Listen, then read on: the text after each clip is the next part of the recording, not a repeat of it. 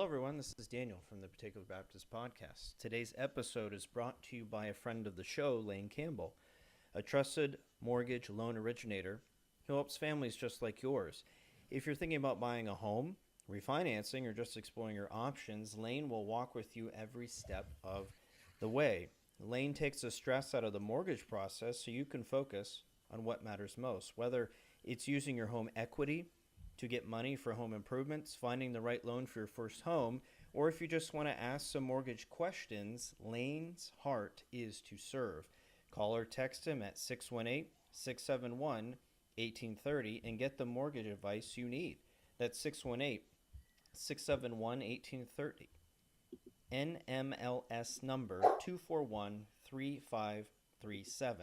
Edge Home Finance. NMLS number 891464. Equal Housing Lender.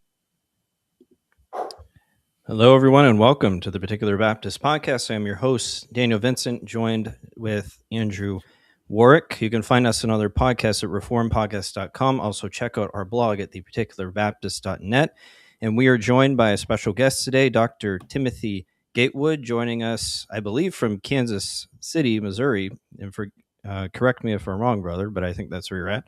Joining us today to discuss his new book called Truth Not Served by Human Hands, a discussion in Reformed Thomism. We're going to dive into his book today and unpack some of the themes that are there. Brother Gatewood, thank you for joining us today. Glad to have you back.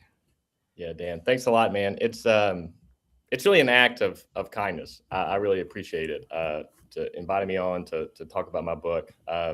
Hopefully it can be helpful, but even if not, I'm sure I'm going to enjoy my time with you guys. I already have.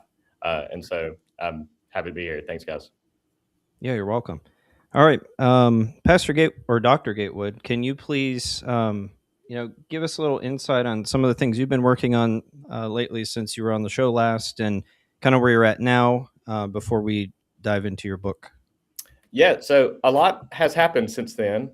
I can't really, it's been a few years since I was on the show last time. I think 2 years. 2 years? Okay, so Yeah. So I'm not in Kansas City anymore. Okay.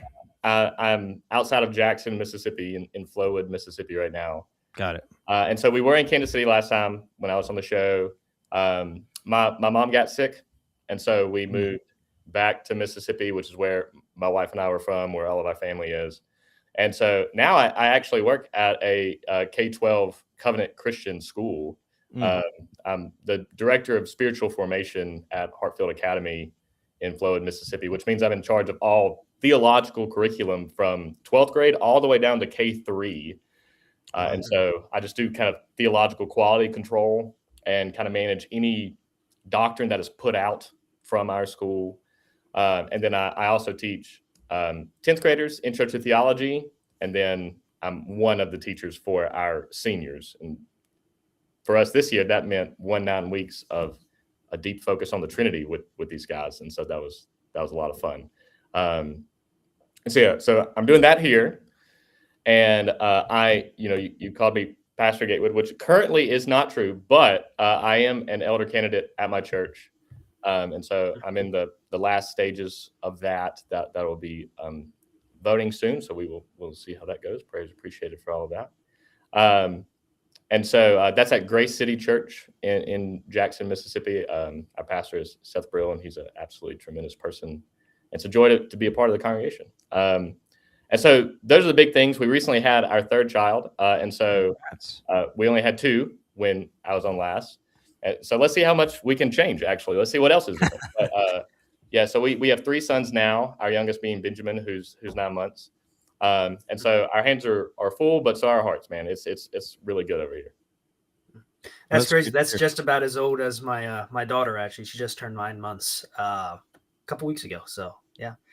Yeah, there you go. Yeah, he was born on St. Patrick's Day. Oh, nice. Yeah. So decently easy to remember for us. Yeah, that's good. It's happy birthday. Yeah. Yeah. Definitely a handful at that age. Oh, yes. It's fun, man. He's our easiest child. Everybody comments. He's so happy. He does not fuss. I mean, if I could have a written guarantee, right, that every child would be like that, we'd have 9. I mean, like, but you are rolling the dice like we get. Especially with 3 boys. Wow. Yeah, that's right. Yeah. This has nothing to do with anything. My boys right now are getting into like pro wrestling, which I'm just loving it. I'm not gonna lie. I mean, like it's such a boy house right now. Vibes are real good. Definitely keeping the heart young there, right? Yeah, they're good. Run it back, man. Let's do it. All right, Brother Gatewood. Coming back to your book, you're diving into these, I guess, somewhat heady concepts around the doctrine of God. I know in the book you lay out a lot of the basic tenets surrounding classical theism, biblical theism. But in terms of the central theme of your book, how would you summarize your book at a high level, and what got you into the study in the first place? Why did you want to write a more academic work on this topic? Yeah. Okay. So let's talk about those two kind of questions. And I think the shortest possible way that I can think of to describe, I guess, my goal, I was trying to explain the phrase "God is truth" in the greatest depth possible, like that I was capable of. Let's just follow this as far as we can possibly go. And so that was the overarching banner. But under that, I kind of wanted to do a few things, some of which I don't even know were clear to me until the end, and kind of looking at what had been done. But on one hand, I wanted to defend like the universality and the eternality of truth against, like subjectivism, relativism, your truth versus my truth kind of thing. I wanted to defend the claim that there is a truth that is true for all people in all places at all times. And I really believed that the way to do that, theologically speaking, was via divine aseity. Well, as I did that, I also wanted to defend God's aseity and divine independence as it applies to the divine knowledge, which, as you can imagine, overlaps with truth a good bit. And so that was a big motivator for me. I saw a lot of well-intentioned, good-hearted, spirit-filled, Bible-loving Protestants who would champion divine aseity, and then they would get to divine knowledge, and their tone would kind of soften a little bit. Maybe the language that they use would kind of maybe open the door a little bit to something like a Molinism, or like this give and take contribution to God's knowledge. And so I really wanted to do what I could to protect that, to see if divine aseity like actually applied to divine omniscience, which I believe does, and to kind of articulate that. And then finally, like when you do that, like when you talk about divine aseity and divine independence, and as you called it, classical theism or biblical theism, you're going to encounter a lot of misconceptions about what that means. And so I kind of wanted to just talk about that for a little bit, just to say, hey, this is actually what I am claiming about the doctrine of God, or this is what the thinkers before me have said about the doctrine of God. I just want to make sure that everybody's on the same page. I saw people who would push back against classical theism, but the reasons that they would cite didn't actually apply. It was confusion about certain terms or concepts. And I thought, man, if we can get on the same page, that would be particularly helpful. And earlier we were talking about like in-house discussions, right? I saw some particular Baptists like who would confess like the 689, and they would use some of these classical terms incorrectly, and it would cause great hesitancy for them when it comes to classical theism, biblical theism. And I really sympathized with that because of my own like theological progression. Like there was certainly a time where I would have looked at all of this and I'd be like, I don't know, man, I'm a little nervous about all of this. And so I really wanted to like start like a friendly in-house discussion to say like, hey guys, like I think we can improve upon this a little bit. Like let's talk about what some of these terms mean. So those are kind of the overarching goals. Now, you also asked like what motivated me to write this academic work. Is that what you asked? Yeah. Yeah, and that was really like a grassroots movement. Like I had these ideas in my mind about divine aseity and truth, but they were all disconnected. I just knew that there was something there, right? Like it just felt like there was some connection there. But at the time when I had the idea, I actually wasn't reading a ton of classical thinkers. I was reading a lot of presuppositional apologetic thinkers. I was reading Van Til and Gordon Clark. And at the time, my dissertation supervisor was actually Owen Strachan, who, like, his historical area of expertise is like neo-evangelicals. And so the stuff that I was writing for him was about like Carl F. H. Henry and Harold John Ockenga and stuff like that. And so like I just had these pieces, right? And then like when I got into the research and I was discovering these like classical thoughts and these classical thinkers, I decided that they would become better conversation partners for what I was trying to accomplish than like the neo-evangelicals. But at the same time, I was encountering these new ideas to me, these new terms, and I was being moved, right? Like, I mean, I was reading about divine aseity to a higher degree and was finding that, you know, God having life in himself and his absoluteness and his lack of need, like was sparking worship. And I was like, oh yeah, there's definitely something here. Like this idea of a big God theology applied to all aspects, right? And that's what really motivated me to kind of flesh this out. And then, you know, we can talk about how, you know, I landed on using Thomas Aquinas and, you know, as opposed to some other figure and things like that, which I'm sure will come up. But it all flowed out of this desire of a big God theology, right? To put that front and center that we see in classical theism. I mean, like you don't have to read Thomas. You can read Augustine and Anselm and Athanasius and Gregory, and you mentioned Turretin and Charnock earlier, and all of these guys. I mean, God is just massively transcendent. And sometimes when you read more contemporary works, we do really good with immanence, right? I mean, like God's nearness and his affection and things like that. That's excellent, but I don't know. I think sometimes like we overcorrected a little bit, especially as I think that it applies to divine knowledge. And so that's a couple of things that motivated me to do this, for better or worse. Well, I appreciate how you connected it with God's worship, because I think that's really what's lost when we emphasize eminence over transcendence. Transcendence is really what drives us to worship, because we see how far above he is. We're not going to worship somebody who's like us, right? At least we shouldn't, right? But when we see how high and lofty God is, I mean, he calls himself the high and lofty one that inhabiteth eternity. Like, that is profound.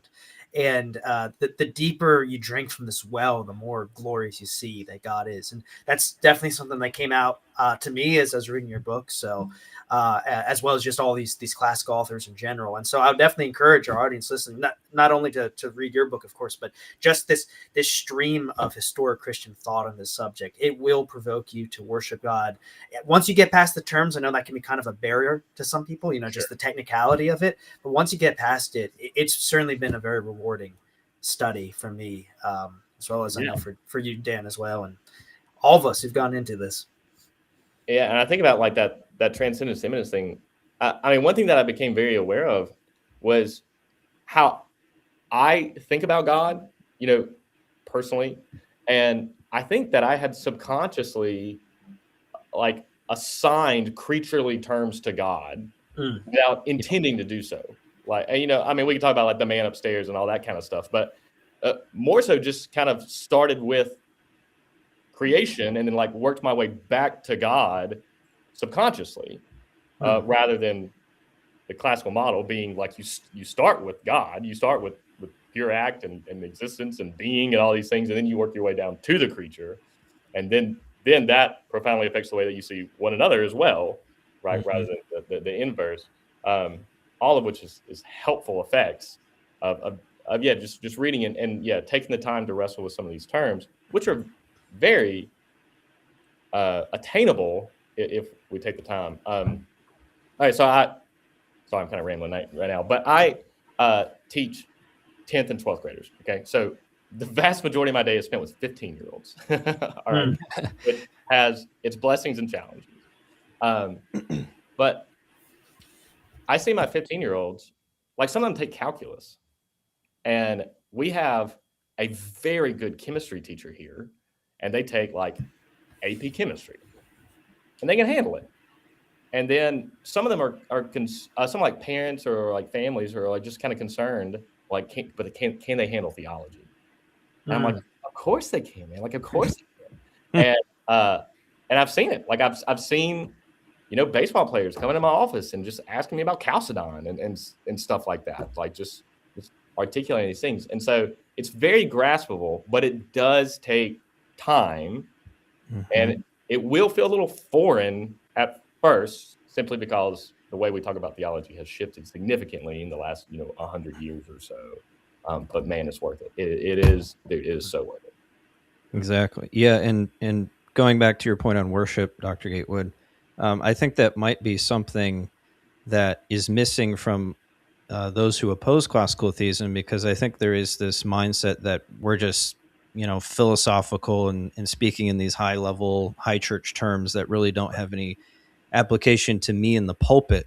And it really does. It helps us to worship God better. It helps us to love our neighbor better and to obey God better, because we know who we're serving and how we can serve him, and really how much we depend on him in order to live, to breathe, and to please him in our everyday life. Right. I think there is a disconnect there for some who do oppose our view of God. We're not just rambling philosophical terms. We're not trying to sound smart for the sake of sounding smart. We believe this has real application to our lives. Yeah, absolutely. Yeah, it's one thing to like hear like a aseity and to be like, that's a $5 word. Like that, there's a lot going on there. But then to think about like, but how does that affect our Thursday? To think that God is like perfectly satisfied in himself and needs nothing from you. Like that you cannot contribute to his being in any way. How does that free us when we evangelize? Right. Or like, we just finished 6 weeks looking at the Trinity in my class. And like, how does that affect prayer? Like, hey, have you ever thought about like why you can just pray to the Spirit and then pray to the Father and then pray to the Son and just kind of weave in and out, and it's all praying to God, right? Like just the way we talk, we're like, hey, why do we call the Father the Father? You've done it 100 times when you read the Gospels. Like, hey, it doesn't really have to do with us. It has to do with the Father begetting the Son, right? Like, and all these beautiful things that we would overlook if we didn't risk sounding a little pie in the sky, right? And wrestling with these concepts. Yeah. And some of the way I view it too is because obviously they're, the body is composed of many members, right? And people have different skills and talents and whatnot. And, some of this stuff, the way I view it is it's guarding the truth of God from attacks against it, that especially attacks against it that might occur in the more philosophical and academic concept. And, for people who might not be in those circles as much, it might not seem immediately as it might not come across as immediately as relevant to them at first, but for those who are in those spaces, it's incredibly relevant for them. And once you dive into it, even if you haven't been in those circles a lot, you really, again, I think just that the glorious truth of these things will shine out as you go through it, and the fact that it does so well against all the attacks against it philosophically from pagans, early or modern, right? And it's really beautiful. You see that there's really the truth of God, really, to get back to the subject of the book, the truth of God and the glory of God and the worship of God, they all come together the more you understand him. And so you not only can't exhaust him in terms of like a feeling or experientially, but you also can't exhaust him intellectually too. And it all just strings together beautifully, like some kind of tapestry or some better metaphor that a better poet could come up with than me. I get that. Absolutely. But anyways, I guess to again go back to more to the discussion of your book here, and it's centered about truth, right? The divine intellect. And you talk about a lot of various theories of truths. You've mentioned it a little bit already. You have the relativistic models of truth. You have the coherence model of truth. And then, the more classic model of truth that Christians usually talk about is the correspondence theory of truth. And you have what you call a participatory model of truth, which you talk about sharing a lot of similarities with the correspondence model, but also emphasizing different things. So I wanted to ask, well, I guess first, if you wouldn't mind laying out just briefly about the different models of truths, and then how you think the participatory model plays into that. Would you view it as basically like a subcategory of the correspondence theory, like basically giving it the grounding that it needs, but sharing a lot in common that way? Or how would you prefer to describe your framework? Yeah, so that's a really good question. And I think the language that you just used, like the grounding of the correspondence theory, is probably like the most helpful way to talk about it. I kind of think of the participatory theory of truth as like the correspondence theory in color, if that makes sense. Like, just kind of adding some color or some necessary structure to the correspondence theory that may be missing. But yeah, I am certainly not arguing against the corresponding theory of truth as if, evangelicals should reject that or anything like that. So, all right, yeah, so we're working our way back. So when we say correspondence theory of truth, we mean that propositionally speaking, a proposition is true if it corresponds to reality, or a belief in your mind is true when it corresponds to the object outside of your mind, that there's some kind of overlap. Okay. And, in my book, I talk about how, because of divine simplicity, that God is without parts, that there's no greater correspondence than the divine knowledge, right? If God is not made up of parts, then the knower, the divine knower, the act of knowing, and the content which is known is identical, right? No higher correspondence than identity. And so in that sense, I certainly don't want to belittle correspondence theory, that there needs to be some sort of overlap there. Other theories, so you mentioned like coherentism. That's when like a proposition is true if it fits within a system, like when it's coherent with the other propositions that one already believes, right? So that may be like a more communal system. And again, that's not entirely rejected in the sense that truth does form a whole unit, right? Truth is not contradictory.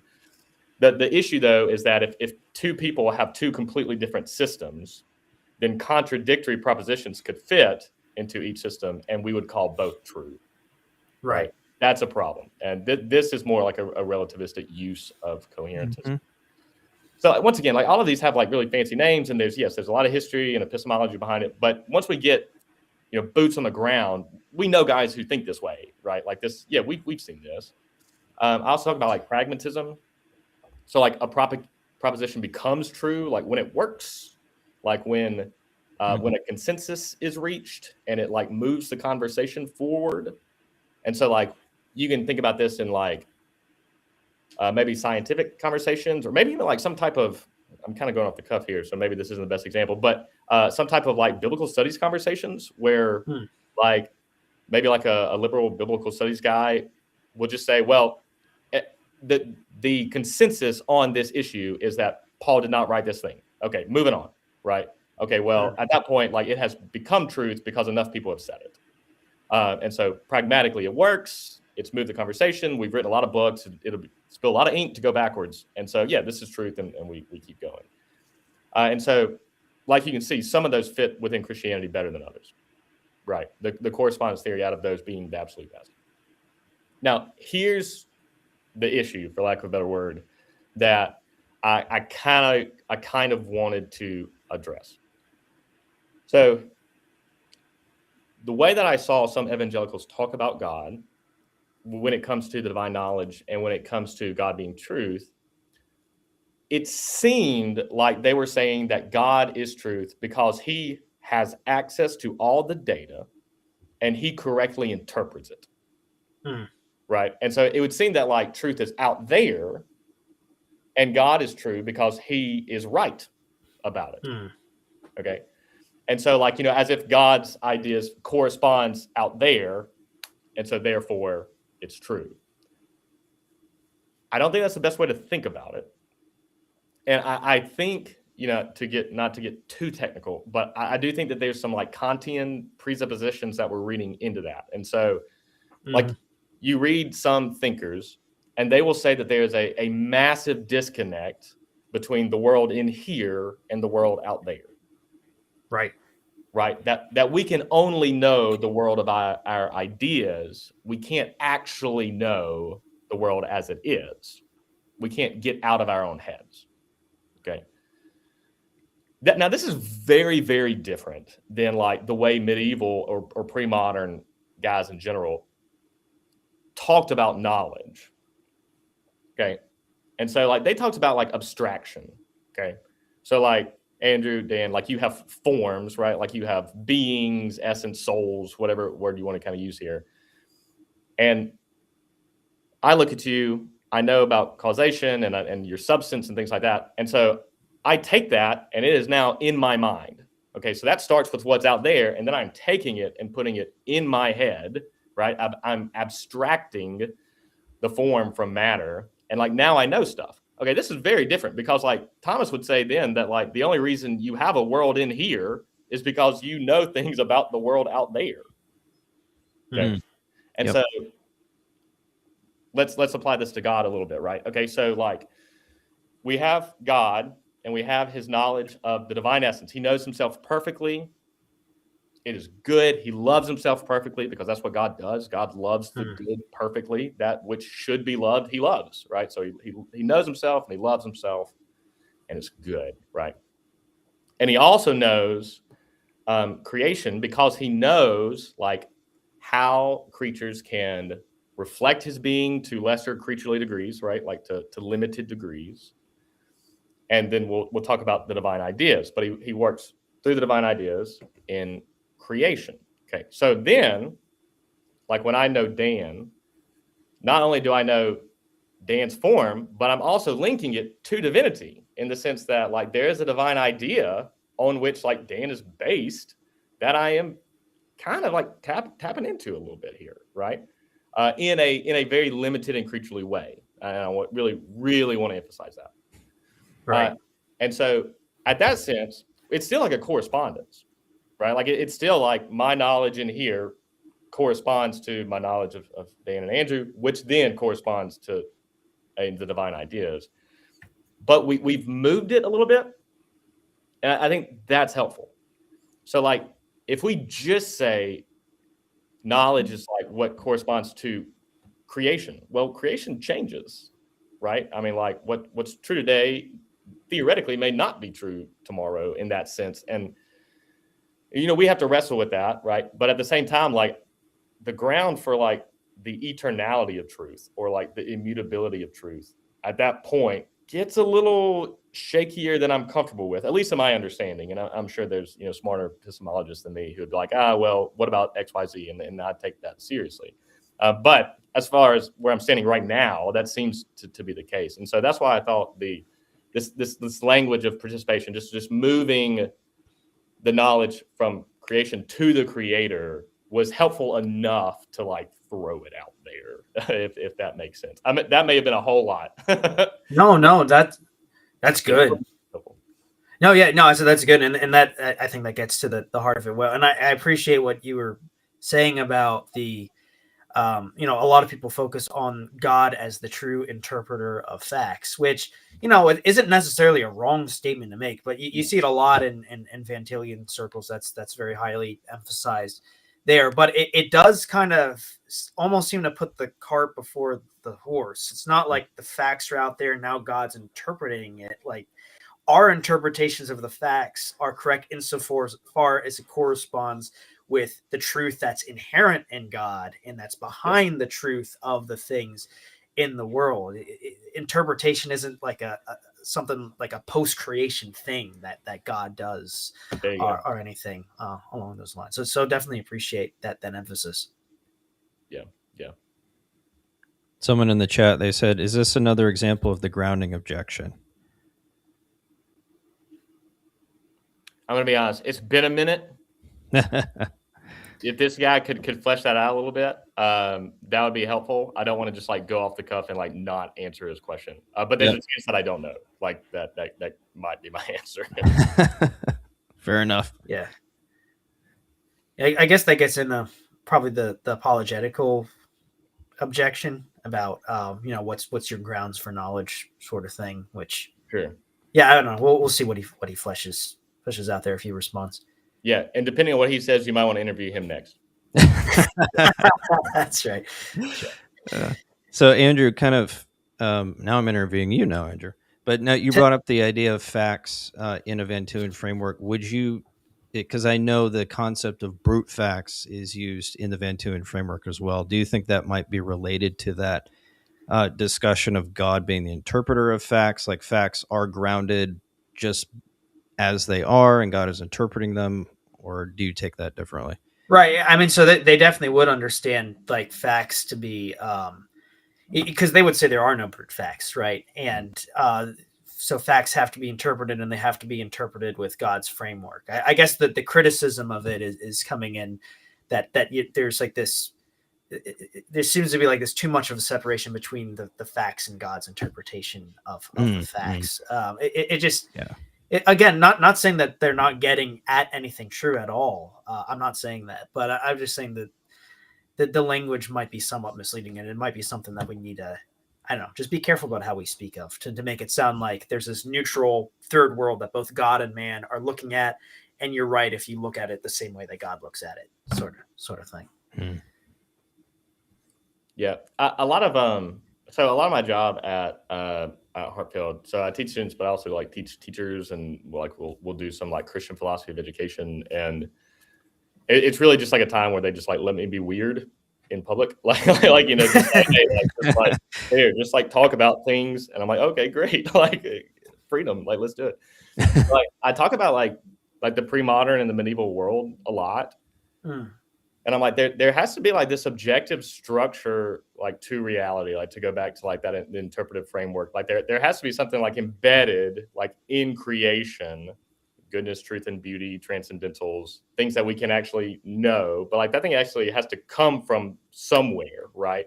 And like to a pre-modern person, all of this would have made a lot of sense. I think. I mean, I think it would have just been like, of course, like this is how the world is structured and ordered, and a theologically educated person would say yes, and not only that, but it's pointing to God. Like it's God oriented. Like it all moves to Him, right? Like we can think of like, you know, the reason that we have chapels on churches pointing us to heaven and being taller than all the other buildings, so that wherever we are, we can look to it, right? But in the same way that's what all of creation does, right? The goodness, the truth, and the beauty that's like embedded in all these things is not up for interpretation. Like it is genuinely there, not based on our own assessment, but because of what it has received from God. And yeah, like likewise, like it's not like God is also looking at the tree and assessing its goodness, truth, and beauty in time, right? Like just kind of like running the numbers, but rather he knows it because he is that tree's ultimate like exemplary cause and things like that. Yeah, it's just a small, creaturely finite reflection of the infinite truth, goodness, and beauty that is God. That's right. In Himself. Right. And we did get a clarification here. God's knowledge of the future is grounded in His own actions, i.e., how He's going to exert His power to sustain all things in the future. Okay. I think the question is what your presentation of truth grounded in God's nature? Is that considered the grounding objection that's being presented here? Yeah. Okay. So here's a few initial thoughts. Okay. So there is a sense in which it's depending on God's actions, right? Because like there are like potential divine ideas, right? Which God knows how like His goodness can be imitated in a variety of ways, some of which He chooses to create. Right. Like there are ways in which that God's divinity could be reflected in creaturely terms that simply exist only in potentiality, right? Like that they're just there if God had chosen to do it. And then there's other things that like simply do not exist in any way, shape, or form because they do not reflect the divine essence, right? That God would not create such things nor think such things.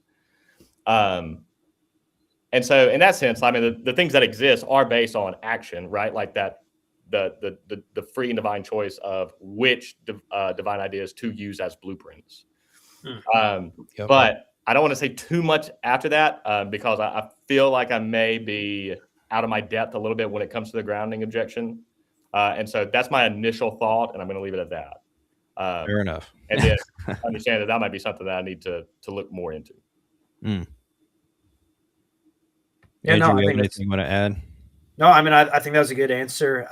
But yeah, definitely kind of gets, because we mentioned Turden earlier, so I'm gonna pull him out, because I really think he has a good discussion that I think helps to answer this in his institutes when he's talking about the decree, and that there's a certain identity between God and his decree, insofar as the decree is the decreeing God, right? With God is actus purus, is identical with his action. Nevertheless, that his actus purus is fully actualized in himself, but because it's infinite, it has an infinite different ways in which it can terminate ad extra without adding anything to God as actus purus or taking him away. And as in that knowledge of the termination falls in the sphere of relation in a way, because it's not adding thing to God, it's not taking anything away to him. It's the ad intra truth, beauty, and goodness of God actualized. I don't want to say actualized relatively. I don't know the best way to phrase it actually. But it terminates ad extra freely without adding or taking away to anything in substance. But through the relation of the decree ad extra, he that's how he knows the things that he's done, right? It's through himself up as terminating outwardly ad extra, but the knowledge of himself is still himself. So I always want to emphasize that when you're talking about God's knowledge of the future, because it's still grounded in his self-knowledge. And I talk about that a little bit with like causation, and once again, not to get like overly philosophical of that, but I mean, like God knows the formal, material, efficient cause of all things. Like he is the efficient cause of all things, and that like the divine will is the impetus for that, right? And so, like once again, his knowledge of himself flows to the knowledge of creatures, not that it just stands completely outside of himself, but it flows from his own divine knowledge of himself. Yeah. Himself applied outwardly through decreeing and creating, right? Kind of way of thinking of it. And there were so many times. Okay, so like I described myself the other day as like a dumb smart person. what am I doing here? But like as I was writing this book and like reading this stuff, there were several times where I was like, dude, I feel like I am pushing myself to like my absolute cognitive like as we talk about these things, these special terms, making sure that like we're using these technical terms like correctly, and doing justice to all these authors. And I'm looking at it and I'm like, man, what we are in rarefied air here. And so I have no doubt that somebody will read this book and they'll say, like, we can add another chapter to this. Like we can take this one step farther, right? There's still much more work to be done. This is not like the definitive, like, oh, we've answered that question by any means. Yep. It's big God theology, man. Like it's big things. It's like the psalmist says, one thing I've desired to behold the beauty of the Lord and to inquire in his temple, right? So that is the vocation of saints for eternity, is to inquire into the beauty of God. So I have no doubt that we'll never exhaust any of these topics with any book written in this side of eternity. But it sure helps us to get started and to really almost prep us to worship him and adore him better, like we will on that day. So good stuff. I know we've kind of meandered in a lot of different directions, so apologize for that. It has a lot of implications, and we just take them. Yeah, when you write about something like truth, like legitimately, like there's no question that's like not appropriate. And like I found that like a lot. Like like when I talk about truth, goodness, and beauty. Okay, so like all things, like everything. And so like I've gotten quite comfortable with being like, I don't know, man. Like that's a good question. So please, anybody who listens to this, keep it going, man. Like let's see how far we can go. Understanding that there is a line, of course, where like cognition just meets its ends. Yeah. Yep. All right. Moving on here, kind of flowing through the book here. You do spend some time in a few different places, I believe, talking about motion as it relates to motion and God. You reference Jeffrey Johnson in his discussion of motion, and talking about it in relation to mystic philosophy. What was the thrust behind you focusing on this topic in your book as it relates to truth in God? Okay, yeah. So first of all, like Thomas's discussion on motion, like we're thinking about like the first and second way and things like that. Just this concept of change that has a whole lot to do with the concept of God as pure act, right? With no potentiality, act as purest, and like his lack of dependence. And so if I'm going to talk about like God's independence, right, like in his knowledge, so I'm going to talk about how he's above change and things of that nature, right? So that it fit the goals pretty well. And then like elsewhere, like when I shift the conversation more to like the transcendentals, I'll talk more about like Thomas's like fourth way, like the argument for God's existence from like degrees of goodness and perfections and things of that nature. So it just kind of depends on like what we're talking about in that moment.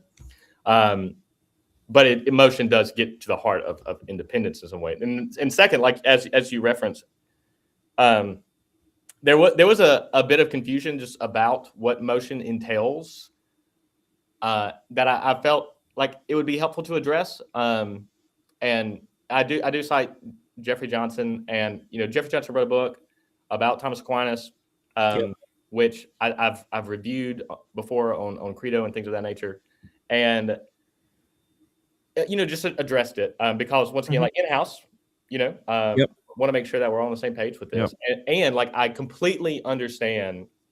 And I may actually like emphasize this to a fault, but like, I completely understand the concern. Like that's the thing too. Like if you're a pastor taking care of your people, like you want to be sure that you know what's being said, and like if you feel concerns about it, you want to express it. Like I'm there, great, like I'm on board.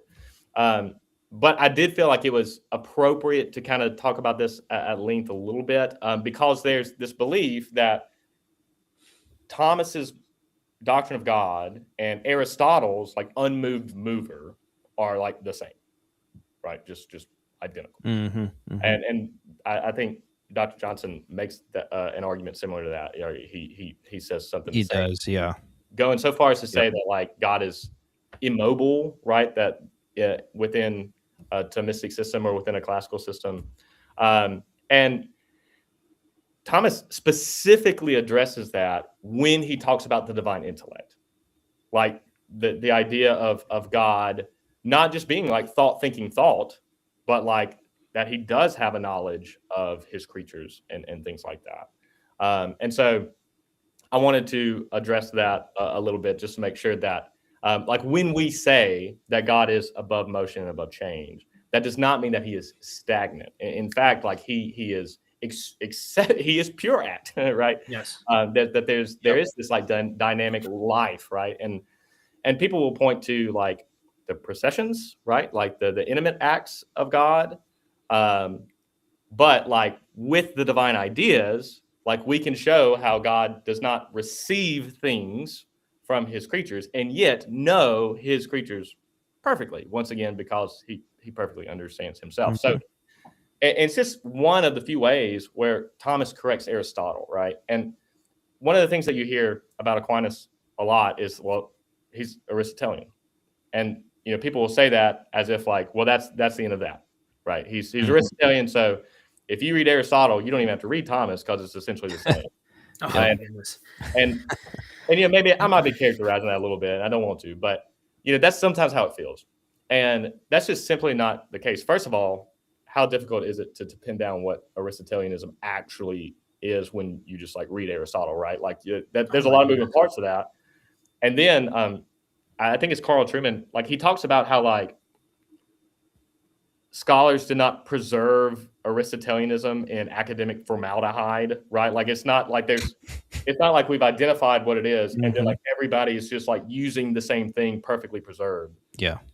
And the same thing with Thomas. Like yes, I mean, like he obviously is indebted to Aristotle. I mean, I'm not gonna act like that's not true.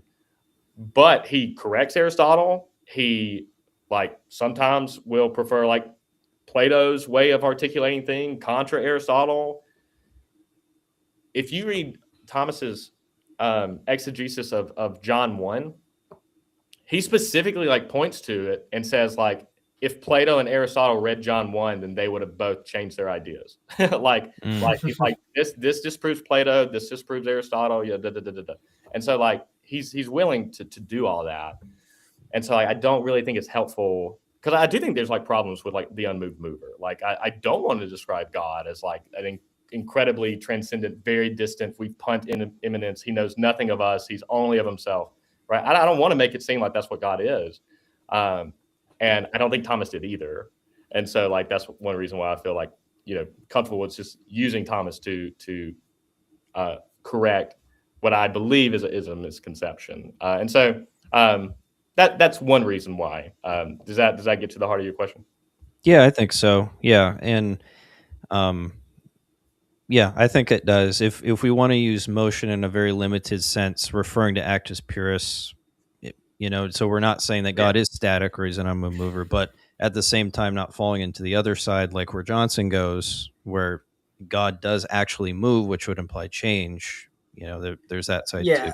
I think there's like, part of it is just, again, like you're getting at it, Dan, with terminology, because, and I mean, you mentioned Aristotle, like Aristotle defines motion as moving from potency to act, which obviously in God, there is no movement from potency to act, right? And in that sense, we can say that he's unmoved. In fact, I think John of Damascus said that God moves all things by his own immobility, which is a kind of a, I think it's a profound way of saying it. But of course, I think the term motion probably comes across in a different way to a lot of people who hear it today, and they would think, and this is what you're getting at, I think, with people thinking God must be stagnant or whatever, that he's somehow lifeless or like a block or anything. And so it's important to clarify that's not what we mean. And if you think that's what it would mean for God to be motionless, then we would deny that, right? Because God is full of life. He is pure life. Right. And that's the thing, right? Like going back to divine aseity, right? Like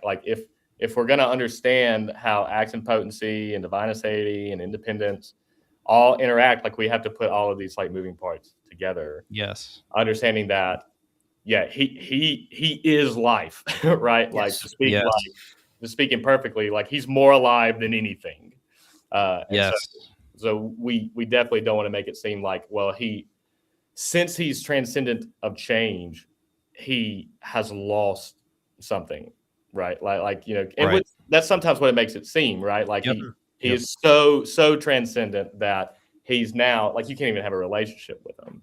Well, obviously, if you read, read like someone like Van Maastricht or something like that, and like you will not walk away thinking that that's what they were arguing. Right? Oh, absolutely. No, like they. Obviously, it's very beneficial to us and our relationship with God that he is indeed like above motion and above change. Yes. Above potency. Yeah. Absolutely. All right. So I guess another question I wanted to ask about is because you use the label Reformed Thomism a couple of times during the book. Some of us, like, we have in the past year too, like kind of shied away from the label a little bit, even though we're definitely in the Reformed Thomist camp as other people define it for sure. But, the label we've been a little bit hesitant about. And for some of us, it's because, we don't want to make any misunderstanding that, say, the classical doctrine of God originated with Thomas Aquinas, right? Everything from, the identity of God's attributes with his essence, his aseity, simplicity, the relational distinction of the Trinity. I mean, you can find that in Augustine, right? Yeah, it goes all the way back to the early church. So, and of course, there are other issues with Thomas Aquinas in other areas of his thought, not on the doctrine of God, but in, of course, the sacramentology and ecclesiology, that some of us have been just hesitant on the label for that reason. But it is one that you've used sometimes in the book. So we wanted to, give you the opportunity to express why you think that it is helpful to use, and whether or not you share some of those same concerns, or how would you prefer to talk about the matter. Yeah, no, I think all that is perfectly valid. And yeah, so let me say first of all that I'm not married to the terminology, right? Like this is not something that I'm championing in the sense of this phrase is good, right? In the sense that I've heard Scott Swain, who that's definitely somebody who you would think would be like, yeah, Reformed Thomism, that's great, right? I mean, that would fit the bill. But he's used the phrase like Reformed Aristotelianism or Christian Aristotelianism or something like that. Mm-hmm. He's suggested that's a better term, right? I'm cool with that. Perfectly good title. And like what you said, I perfectly understand, why there would be hesitancy, right? Like, can you take the good and not take the bad when you apply the term like Thomism, right? Like, it doesn't seem like it's an all or nothing thing. Yeah, absolutely, right. And I do spend some time in the book talk about, if we're actually doing like Reformed Thomism, then there are certain Thomistic things that you have to reject. Like you cannot accept everything in Thomas and be a Reformed Thomist, right? Like it does necessitate certain additional beliefs being added and certain beliefs being taken away. Okay, and so I talk about that as it relates to sola scriptura and justification by faith and things like that, right? All things that I do want to champion, right? Let's do that. Yep. But now, okay, but you're right. Like I did use that term. So first of all, part of this is just part of the it shows how long it took me to write this book. So when I first started writing this, that phrase was not popular. It wasn't debated on Twitter or things like that. It was a term that I found in research, and I was like, oh, that could be helpful. And it wasn't really thought much of. And then it took me so long to write the book that it developed a life on its own, completely apart from me, right? Like I had nothing to do with that. And it just really took off, both positively and negatively. And I'm sitting there like, oh, I'm pretty deep into this now. Here it is. And at the same time, just like I said, just a little ambivalent to the words themselves. Now, that being said, I do think the concepts matter a great deal.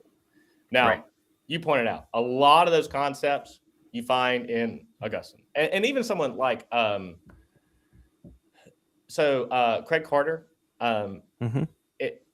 Once again, great act of kindness on his part.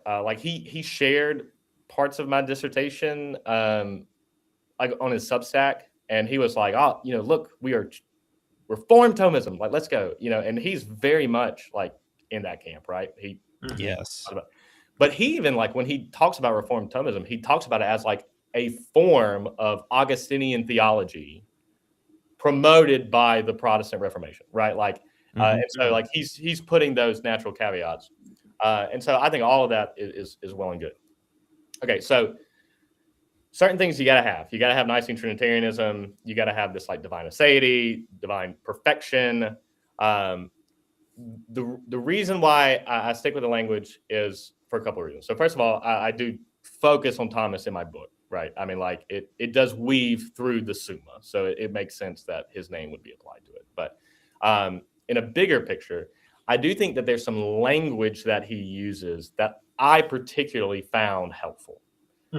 And that's more the philosophical things. And so the distinction of being into act and potency, for instance, combined with participation, which we talked about, Neoplatonic participation. I think that language is really helpful for what I was attempting to do when it comes to divine knowledge. To say okay, if his knowledge existed in potency, then it would have to be actualized. It would have to come into being by something outside of himself. Well, this is obviously a problem, right, that we need to address. And you can see why, right? And Thomas uses that language of act and potency. And once again, Augustine talks about perfection, right? And all of these things that assume act and potency. So once again, it's not novel. It's not like that was invented in the 13th century or anything like that. But using the Aristotelian language is just like really sharp to me anyway. I just find it helpful as a guide. And so thinking like, okay, so like why is God perfect? Well, because he cannot grow. Like, right, there's no potentiality to be actualized, which Augustine would be like, right? You know, absolutely. Yeah. And so anyway, I thought that was pretty helpful. And then like the idea of like when it comes to divine ideas, again, like Augustine believed in divine ideas, but that idea of participation in like fourfold causation, which does flow from Aristotle and things like that, that particular language I thought was enough to be like, okay, yeah, like this is it's not exclusive to Thomas, but it does feel like his thing, like it's flowing out of Thomism specifically, that it was enough to where I was like, yeah, this feels like a specific form of classical theism, so like might as well call a spade a spade. Yeah. And so now let me, okay, I can't overstate this. If somebody came to me and they were like, hey man, like I don't want to read your book because I reject Reformed Thomism. Dude, I get it. Dude, let me black out every instance of that word. Like that's fine. Like just punt it off. Like that, I don't care. As long as we can get to like the heart of what we're saying about divine independence. And if you want to get there through Augustine or Gregory of Nazianzus or Anselm, sick. Like same team. And so, yeah, but it is funny though, because, you know, when I wrote my dissertation, which was modified into the book, like I didn't use Reformed Thomism on the title. That was something that, like, you know, the publisher like was like, oh, let's do it, you know, just so people know what they're going to get, kind of deal. To which I signed off on. I was like, yeah, that's fine. But it is funny because people now think you are definitely associated with this thing, and for better or worse, I am. But I'm just really not committed to the term. Like, yeah, if there's a better term out there, I'm sure I can be convinced of it, and I'll accept that label. But at the same time, I don't hate it. You know, I'm okay with it. Understanding that we're making those necessary caveats. We're emphasizing Reformed Thomism. Yes, which you absolutely do in the book, right? And you're crystal clear about that. And that was a very helpful discussion, and certainly would not dispute the use in the good use of Thomas Aquinas, because even for areas where, yeah, he shares a lot with the common tradition, the language he does use, like you mentioned, especially some of the Aristotelian language, does help to put a layer of precision to things that I actually also agree is very helpful, right? So when I've shied away from it before, it's purely for apologetics purposes, like because you will have people now who today will be like, oh, so you're saying that I have to believe everything that somebody in the 13th century, like they redefined orthodoxy. It's like, no, it's just it's an articulation of the older Christian tradition. But with those caveats in mind, then yes, like Thomas Aquinas is absolutely very helpful on these subjects. And yeah, I think you did a good job explaining that, and also good context too of writing it before even those controversies even really became a thing. So yeah, it's definitely can't be held guilty for that. Yeah, as you're writing, or like even like after I finish, you know, like that time between dissertation and edits for book, you know, like just kind of like watching it unfold, and I'm like, huh, this probably affects me. Like this, here we are. You know, it's okay. And it's fine. I suppose there are worse things to be known for, but at the same time, like I said, I completely understand. I just really don't want it to be a stumbling block. And I know for some people it will, but hopefully, like, you know, with hearing my tone and the conversation, hopefully that would be enough to maybe convince some of the less skeptical people that maybe it's worth at least like taking a shot. Absolutely. All right. Well, as we kind of wrap things up here, I wanted to maybe, Andrew, you can pipe in too, kind of highlight some areas in the book that were particularly helpful for us as we were going through it, and then we can kind of close out. I know for me, I think your work, Dr. Gatewood, was really helpful in clarifying what participation meant, because that, I think, is a topic that's not very, I don't think it's written on quite a bit. I think it's not explained very well. I think you did a very good job of bringing it down to more of a layman's level.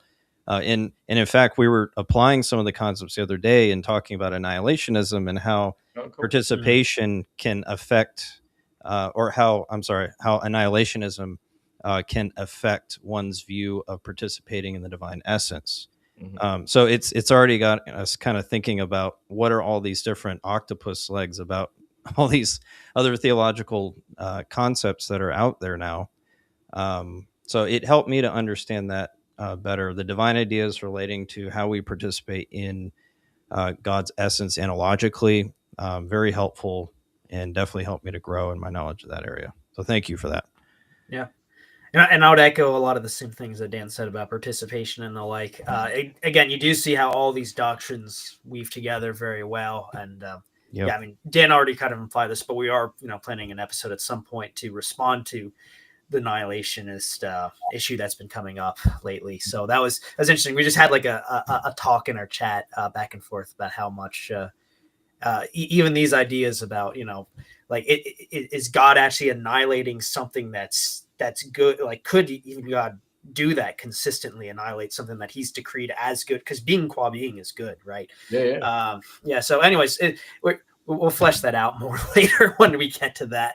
But in any case, no, appreciated your work. And again, especially, some of the stuff with the divine ideas and how that, everything really ultimately goes back to God as he is in himself. God has absolutely no need of creature. All creatures depend on him, and his glory is reflected and radiates throughout all creation. As Paul says, from him and through him and to him are all things. And this book really brings that out very well. That is unnecessarily kind. Like, I think like the average book like sells fewer than 12 copies. Like I think if you sell 13 copies, you're in like 50, like the 51% of all books. And so like, you write something, especially something like this, which is niche, and I understand all that. And I don't know, it's very rewarding to my soul to hear that there's any practical benefit to it. Because you just kind of write to be faithful and just to say, this meager offering, like, well, maybe God will be pleased to do anything with. And so, like, honestly, like if that's the only positive thing that I ever hear about my book, then I'll be incredibly blessed for doing it. And so, thank you for the kind words. I mean, that's very good to hear. Absolutely. Thank you for your labor. Yeah, thank you, brother. And thanks for joining us today. Really appreciate your time. Enjoy catching up with you again and talking about these important theological truths. No, it's always good, man. I'm always happy to do it. Appreciate you guys. All right, everyone. Thank you for joining us today. Lord willing, we will be back next week. Take care. God bless. Thank you for joining the Particular Baptist Podcast. Be sure to follow us on Twitter at The Particular B and subscribe to us on YouTube, where you can find more of our podcast content. Also, check out our blog at theparticularbaptist.net. And if you'd like to support our ministry, become a patron today at patreon.com/theparticularbaptist.